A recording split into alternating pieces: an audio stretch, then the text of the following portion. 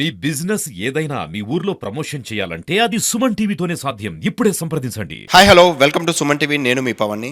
ఈరోజైతే మొత్తం అంటే కంప్లీట్గా హిందూ సాంప్రదాయ ప్రకారంగాను ప్రతి ఒక్కరు కూడాను పండగ వస్తుందంటే దాని ముందు ధనుర్మాసం అనేటువంటి ఒక మాసం అనేది నడుస్తూ ఉంటుంది.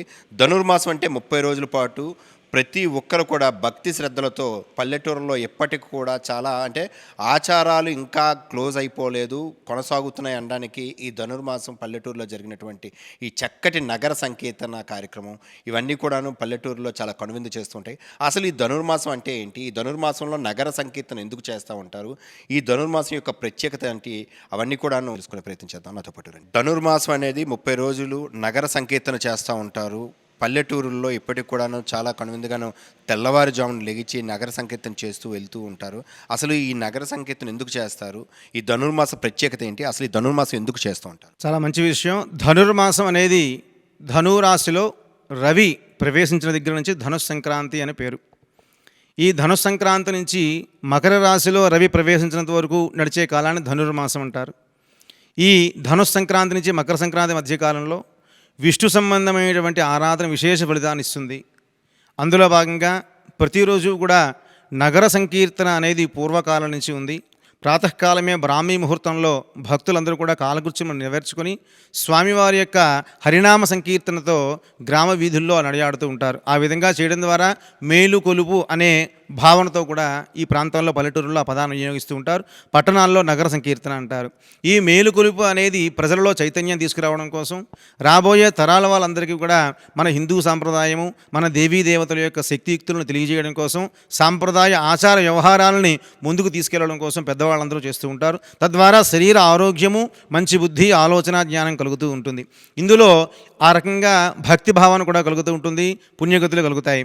ఈ నగర సంకీర్తన లేదా మేలుకొలుపు కార్యక్రమం చేయడం ద్వారా శ్రీ విష్ణు సంబంధమైనటువంటి విష్ణు సహస్రనామ స్తోత్రం కానీ, అలాగే హరినామ సంకీర్తన కానీ, లేదా తిరుప్పావై పాసురములు కానీ పఠించి స్వామివారి యొక్క అనుగ్రహానికి పాత్రలు అవుతూ ఉంటారు. ఇందులో భాగంగా ఈ ధనుర్మాసంలో విశేషించి స్వామివారికి రంగనాథుడి గోదాదేవి కళ్యాణం భోగి సంక్రాంతి నాడు ఆ భోగి పర్వదినాల్లో చేస్తూ ఉంటారు. అలాగే ఈ ముక్కోటి ఏకాదశి, వైకుంఠ ఏకాదశి అంటారు.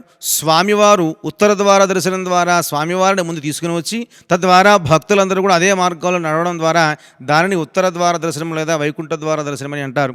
ఆ ఉత్తర ద్వార దర్శనం అంటే భక్తులు కేవలం నడవడం కాకుండా ఆ పర్వదినంలో ఆ ఉత్తర ద్వారం ద్వారా ఆ యొక్క పార్వతీ పరమేశ్వరులు అయితేనేమి, లేదా అలివేలు మంగాపద్మావతి సమేత శ్రీ వెంకటేశ్వర స్వామి వారు అయితేనేమి ఆ ఉత్సవమూర్తులని ఆ ద్వారం ద్వారా భజంత్రీలతో మేళతాళాలతో తీసుకుని వచ్చి తద్వారా భక్తులందరూ ఆ విధంగా రావడం ద్వారా వారికి చివరి కాలంలో పుణ్యగతులు వైకుంఠ ప్రాప్తి కలుగుతుంది.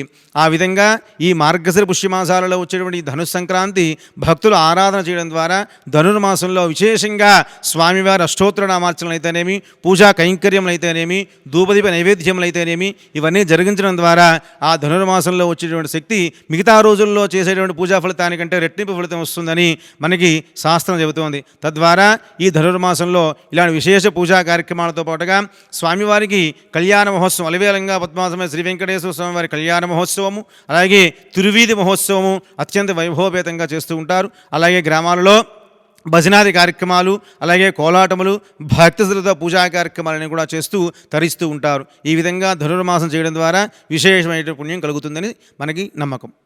చూశారు కదా, ఎంతో స్పష్టంగాను ధనుర్మాస యొక్క ప్రాముఖ్యత, అదేవిధంగాను చరిత్ర.